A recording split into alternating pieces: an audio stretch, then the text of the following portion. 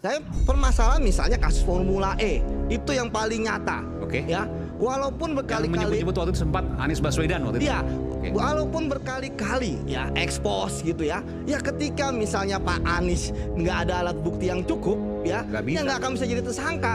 Ini menarik nih, kasus Ya. Formula E. Ya. Berarti kan dipaksakan waktu itu kan? Ya, Ada yang pesan. tapi kan nggak jadi naik. Pertanyaan saya begini, ada yang Ya. pesan dong berarti? Loh, Berkali-kali. Terus berkali-kali gitu. Artinya kan ada yang memesan. Jadi kalau disebut apakah ada pesanan, besar kemungkinan. Mungkin di dalam kasus Anies itu terjadi, mungkin di kasus Hasto juga terjadi.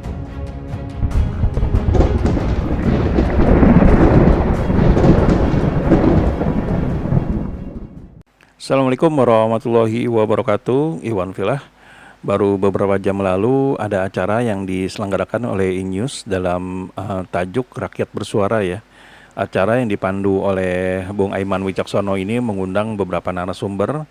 Di antaranya adalah mantan penyidik KPK yaitu Bung Yudi Purnomo yang juga sempat menjadi Ketua Wadah Pegawai Komisi Pemberantasan Korupsi yang diberhentikan pada tahun 2021 yaitu Bung Yudi Purnomo.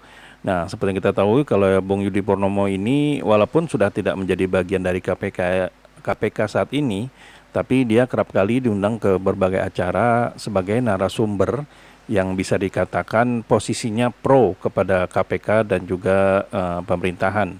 Nah, hal ini menjadi menarik karena memang kolega-koleganya yang lain yaitu mantan Ketua KPK yang lain seperti Bung Saud Sitomorang, Bung Abraham Samad, dan juga Bung Bambang Wijayanto, dan beberapa orang lainnya justru mereka sepertinya ya ada indikasi berseberangan dengan KPK dan juga kebijakannya pada saat ini. Nah, sedangkan Bung Yudi Purnomo ini ya mungkin berbeda dari yang lainnya karena dia memang kerap diundang dalam rangka digunakan kapasitasnya sebagai mantan penyidik bagaimana melihat situasi atau kondisi dari kasus-kasus yang sedang terjadi di tanah air, baik itu terjadi di KPK ataupun di tempat lainnya, sehingga bisa dikatakan berita atau statement yang diberikan oleh Yudi Purnomo ini bisa dikatakan ya dalam tanda kutip itu ada indikasi sebagai salah satu juru bicara dari KPK. Walaupun bukan juru bicara yang resmi ya, tapi setidaknya di antara petugas KPK yang lainnya, Bung Yudi Purnomo ini paling sering diundang dengan kapasitasnya sebagai mantan menjadi KPK. Nah, di konten ini, di video ini bisa dikatakan Bung Yudi Purnomo ini kepleset ya. Keplesetnya gimana? Karena memang topik yang dibahas adalah tentang Hasto Kristianto yang ditetapkan sebagai tersangka. Nah, di sini ya dari panjangnya statement yang dia berikan, dia menyamakan atau memberikan contoh dari kasus yang dialami oleh Anies Baswedan pada kasus Formula E. Ya mungkin bisa dikatakan kepleset lah istilahnya gitu ya. Nah, kepleset ini ternyata dimanfaatkan oleh Bung Aiman Wicaksono yang berusaha memberi penegasan kepada masyarakat bahwa memang kasus Anies Baswedan ini di Formula E itu adalah kasus pesanan. Nah, jadi memang rentetannya itu sangat menarik karena kalau memang kita tidak mendengar atau miss sedikit pun maka kita tidak akan mendapat intinya gitu. Kita tidak akan mendapat substansinya. Jadi khusus di video ini yang kami sudah berusaha potong atau edit tapi tidak mengeluarkan dari intinya, kita akan mendapatkan satu pesan di mana Bung Yudi Purnomo ini seakan-akan memberi legitimasi bahwa memang kasus Anies Baswedan di Formula E itu adalah kasus pesanan. Jadi tolong didengarkan baik-baik videonya ya. Nah, bagaimana lengkapnya? Mari kita simak berikut ini. Isi dakwaannya banyak yang berbeda dari pernyataan-pernyataan pada sidang sebelumnya. Ada komentar soal ini? Ya, kalau memang ada orang-orang yang mengaku tadi itu dikatakan, artinya kan dia katanya bisa. Soal timeline dulu deh, soal waktu dulu nih. Ketika ada tadi pimpinan KPK belum terpilih, kemudian ada pertemuan, ada yang katanya utusan. Ya. Ada tadi pimpinan KPK belum terpilih, kemudian ada pertemuan, ada yang katanya utusan. Ya. Tadi sepakat dengan Mas Aiman, ketika katanya adalah utusan, berarti kan ada yang mengutus. Ya kan? Nah, orang ini adalah pembawa pesan. Kalau kita zaman kerajaan dulu ya, telik sandi gitu ya. Jadi ketika ada orang utusan kemudian dia kemudian mengatakan bahwa nanti Hasto akan tersangka, ya, saya pikir justru harusnya saat itu laporkan saja orang ini kepada KPK. Jangan-jangan hanya membawa nama KPK. Itu yang pertama. Kemudian yang kedua, terkait dengan proses yang terjadi di KPK. Tadi dikatakan bahwa kok ini pimpinan baru langsung kemudian menetapkan Hasto sebagai tersangka. Loh, pimpinan baru ini kan dia ya tentu akan ya mencari laporan dari penyidik-penyidiknya. Kasus apa yang kemudian ya kalian sedang kerjakan? Semuanya pasti dipanggil gitu kan, nggak hanya Pak Hasto gitu kan. Kemudian mereka akan melakukan gelar perkara di pimpinan. Ya ketika kemudian kasusnya Pak Hasto yang kemudian naik menjadi tersangka dan pimpinan KPK bulat loh 5-0 loh. Ya artinya tidak ada satupun dissenting opinion di antara mereka. Berarti kan dua alat buktinya terpenuhi. Ada permasalahan bahwa kenapa di tahun 2020 sampai dengan 2025 ya kan bukti berkembang, nggak mati ya terhadap suatu peristiwa. Misalnya ada peristiwa pembunuhan, waktu itu pelakunya hanya 3 yang terungkap, udah ingkrah lagi. Tiba-tiba ada bukti baru, wah ternyata nggak hanya 3 orang itu saling menutupi, ternyata ada keempat.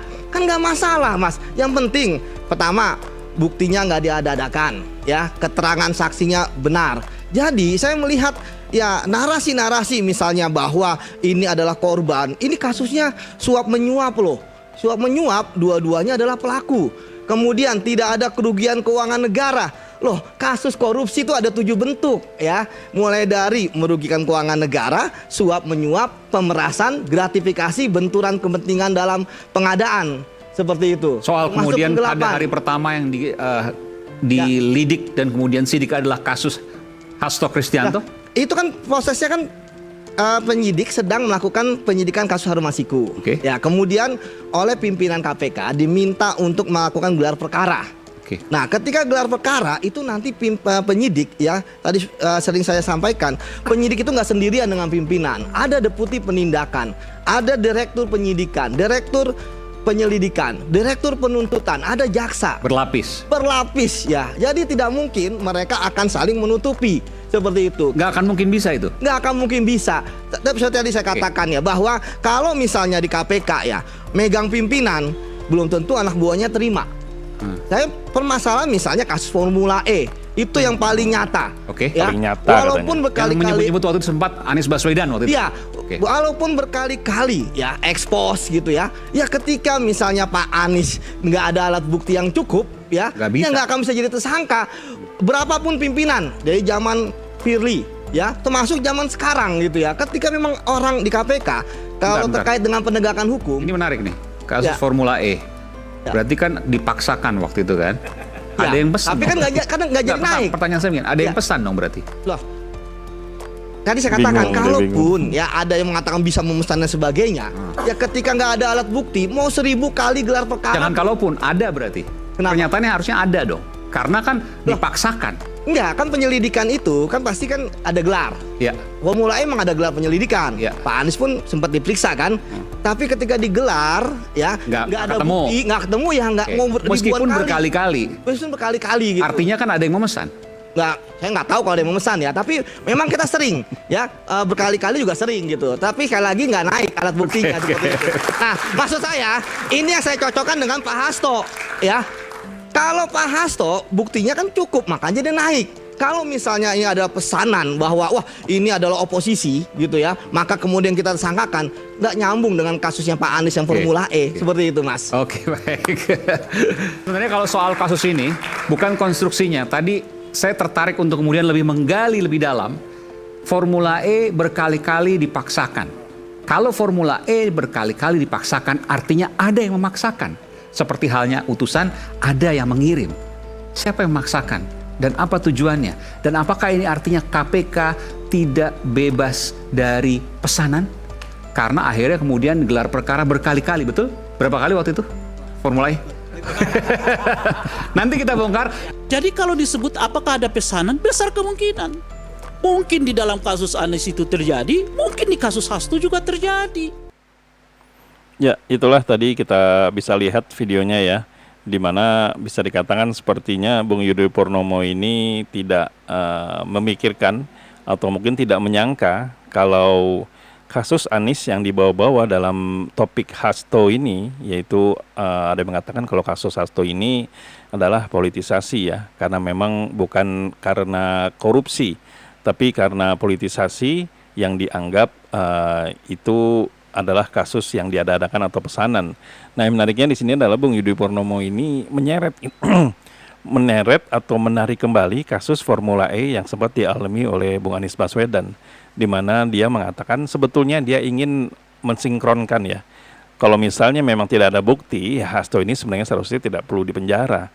Ya buktinya adalah tentang kasus Anies.